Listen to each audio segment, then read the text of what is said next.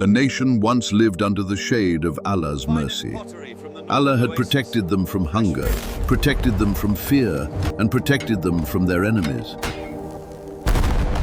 In every difficulty, He made them feel His help. Then Allah gave them only one test. The test was small, but it required patience. They said, "We will not break Allah's command.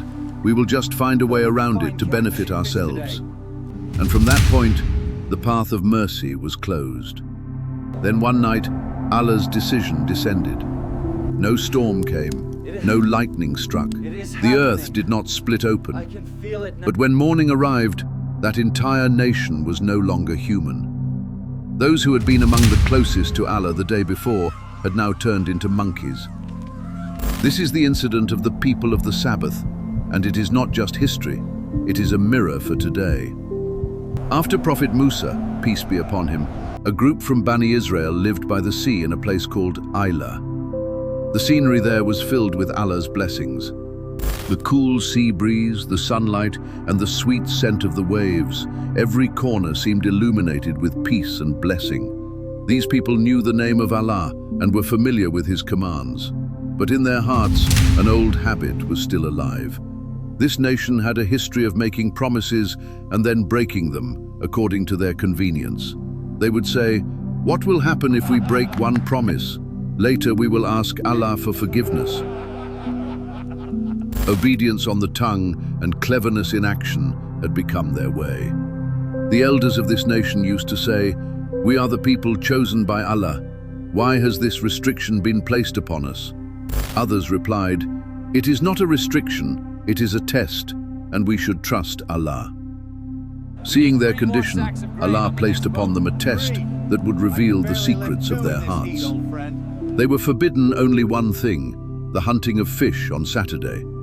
Allah told this nation, "Just for Saturday, leave your trade, leave your worldly activities, and dedicate yourselves only to my worship." The announcement spread throughout the town. One man said, "It is only one day. We will stop for the sake of Allah." Another laughed and said, "Let us see what happens when the sea becomes full of fish." Then the test revealed its true form. On the very day when fishing was forbidden, the sea overflowed with fish. Fresh, large fish came close to the shore as if they themselves were inviting people to catch them. This had never happened before. Some people said, "This is Allah's test." Night fell over the city, and people inside their homes were restless. Even small issues began turning into long arguments. Because they were unable to catch fish, quarrels started in homes. In that silence, Satan attacked their hearts. He whispered, "This day only blocks one path. Be clever, twist the command of Allah, and find a way to benefit yourselves." People began looking at each other, and a strange smile appeared on their faces, a smile that would lead them toward a great punishment.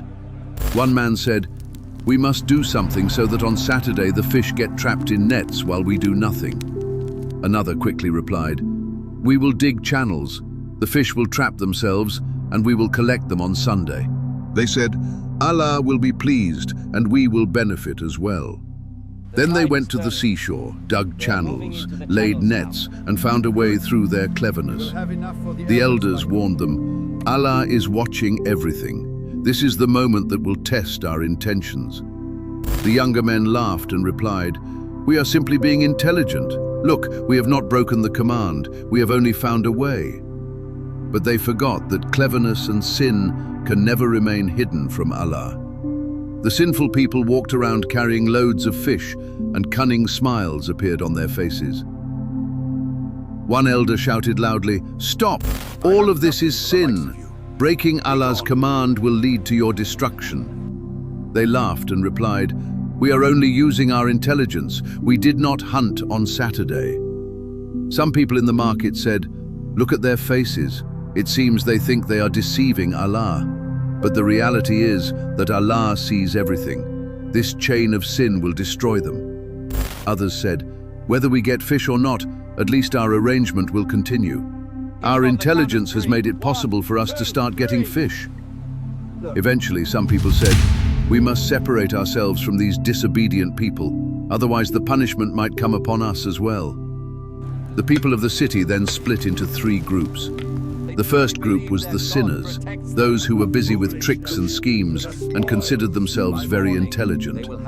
The second group was the righteous people, those who loudly tried to stop them and warned everyone about the punishment of Allah.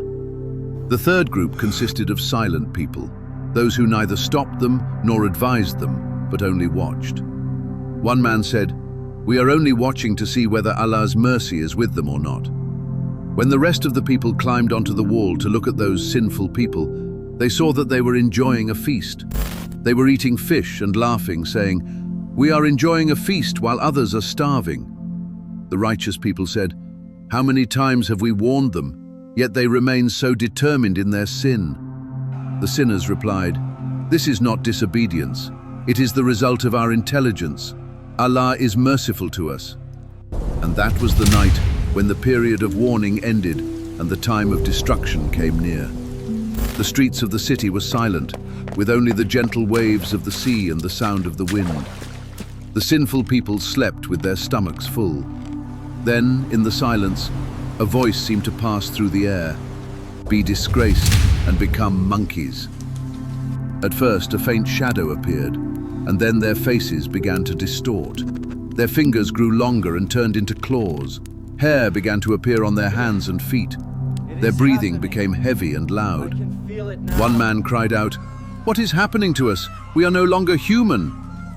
People began to scream and call out to one another, but there was no one to hear them. When morning came, there was silence in the city.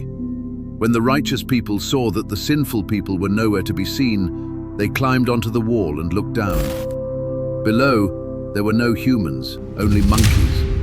They were wearing the same old human clothes, but inside they were animals. The news spread throughout the entire city. Allah had turned those who hunted on Saturday into monkeys.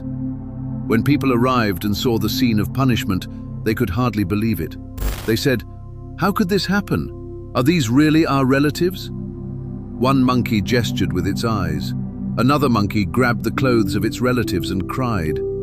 A man said to them, "Did we not warn you about the punishment of Allah?" It is also narrated that this punishment was so severe that they did not live for more than 3 days. They neither ate nor drank, they only struggled and eventually died. The crime of the people of the Sabbath was not merely catching fish. Their crime was trying to deceive the law of Allah through tricks. Even today, we say that interest is simply profit, bribery is just a gift, and lying is only a marketing technique. Remember, Allah does not look at words, He looks at intentions. Are we today also wandering like the people of the Sabbath in our cleverness and greed? Yes or no? Write your answer in the comments, and like the video and subscribe to the channel.